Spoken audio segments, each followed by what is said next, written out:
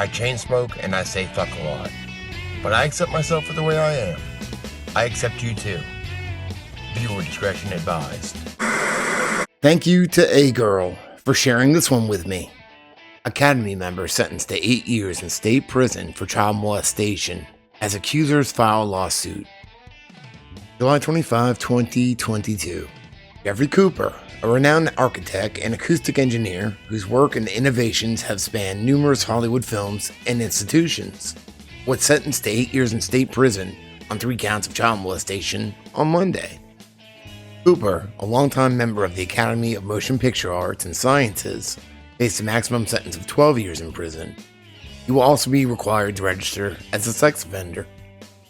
Before sentencing in Los Angeles Superior Court in Van Nuys, David Ring, an attorney representing Cooper's 2 accusers and their families, filed a civil suit against the architect for, quote, personal injuries and damages arising out of childhood sexual abuse. The civil suit also names Calabasas Shul, the synagogue that Cooper founded in 1994 in Calabasas, and where he served as its board president. According to the suit, the synagogue operated out of a residential property that Cooper owned, paying him rent, and also held, quote, religious events and gatherings at Cooper's house and other locations. The suit alleges that Cooper, quote, took advantage of his position of authority and trust as the president of the board of directors and founder of the shul to engage in unlawful sexual abuse and other harmful misconduct with plaintiffs. Quote, the 2 victims and their families are relieved the criminal process is finally over after 4 long and brutal years. They can now pursue a civil case against Cooper and the shul with the goal of holding all those responsible fully accountable in the civil courts.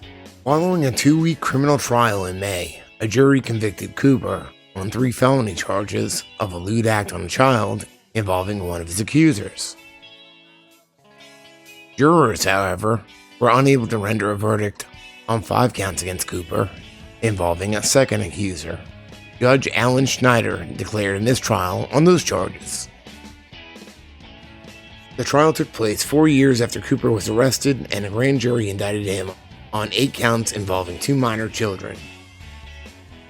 In his opening statement, Jackson called the allegations false, part of, quote, a money play, and called his client a, quote, target because of his, quote, wealth, status, and resources. In June 2018, LA County Special Victims Bureau detectives arrested Cooper, then 66, on suspicion of multiple counts of child molestation, according to court records. The acts were alleged to have occurred on 1 victim between November 2006 and November 2007, and on the second between January 2012 and July 2016. Accusers are now 16 and 28 years old. The 28-year-old victim and her parents gave impact statements.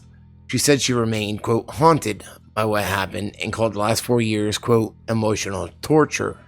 She said it had been, quote, difficult to trust people, difficult for me to stand up for myself, and it took her years, quote, to say the word molested.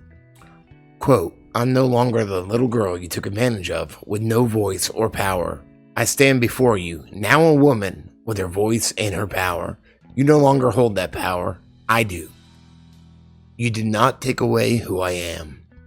According to the civil suit, Cooper's sexual abuse against one of the alleged victims was, quote, eventually disclosed to the synagogue's rabbi, Yaakov Van. But the suit says, quote, no action was taken by Rabbi Van or anyone else at the shul in response to this disclosure of sexual abuse, including a failure to report it to law enforcement.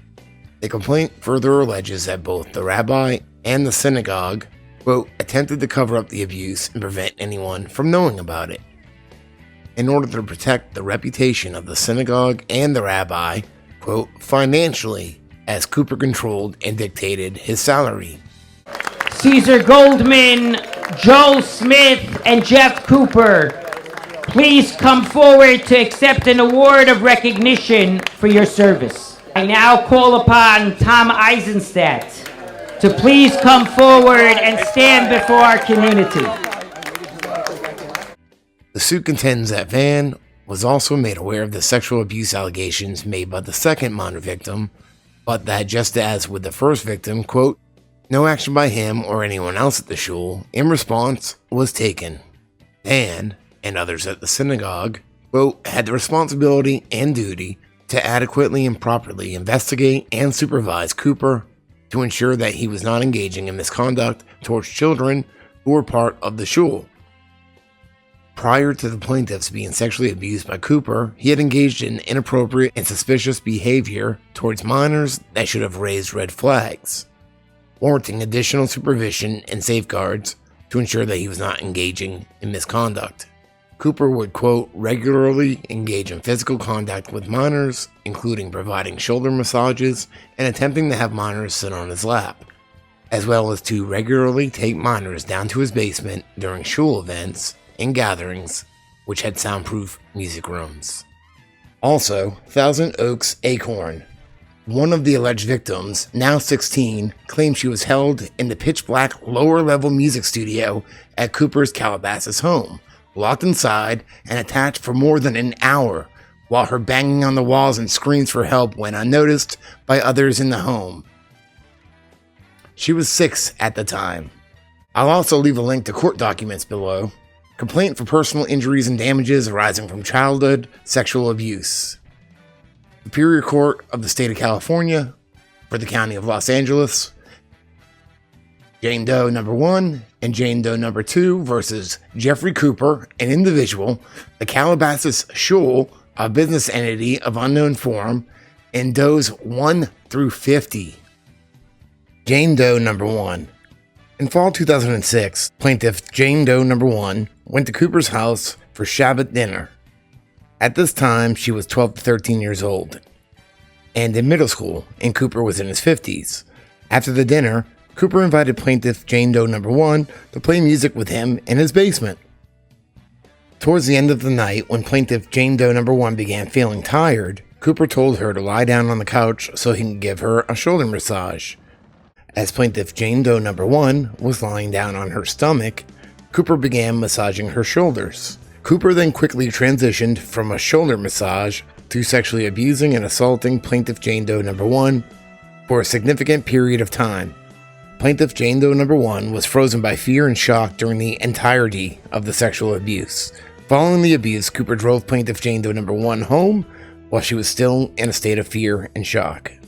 Cooper's sexual abuse of plaintiff Jane Doe number 1 was eventually disclosed to Rabbi Van. No action was taken by Rabbi Van or anyone else at the shul. Rabbi Van and the shul attempted to cover up the abuse and prevent anyone from knowing about it. Jane Doe number 2. Plaintiff Jane Doe number 2 and her family were also members of the shul. In 2012, plaintiff Jane Doe number 2, who was 6 years old at the time, began receiving music lessons from Cooper. It was at this time that Cooper began grooming and manipulating plaintiff Jane Doe number 2 with the ultimate intent of sexually abusing her. From 2012 to 2016, Cooper repeatedly sexually abused plaintiff Jane Doe number 2. On one occasion when Cooper was sexually abusing her, plaintiff Jane Doe number 2 told him to stop because it was hurting her and made her uncomfortable. Cooper responded by saying, quote, "Shut up or I'll kill you if you don't let me finish." Cooper also threatened to kill plaintiff Jane Doe number 2 if she told anyone about what he was doing to her. Cooper also made threats against plaintiff Jane Doe number 2's family. Cooper said if she ever told anyone, he could, quote, "come for her and her family," and that, quote, "no one will believe you." As a result of these threats and coercion, plaintiff Jane Doe number 2 did not disclose Cooper's abuse to law enforcement until April 2018. Rabbi Van was made aware of Cooper's sexual abuse to plaintiff Jane Doe number 2, but just like plaintiff Jane Doe number 1, no action by him or anyone else at the shul in response. Over the years, Cooper earned a reputation in Hollywood as a top designer of movie theaters and sound studios, including an Academy of Television Arts and Sciences Theater, as well as more than 24 mixing studios that produced Academy Award nominees. Cooper designed home studios for a galaxy of top directors including Francis Ford Coppola, George Lucas, Martin Scorsese, and Steven Spielberg. Well, that's interesting. Fucking stoned.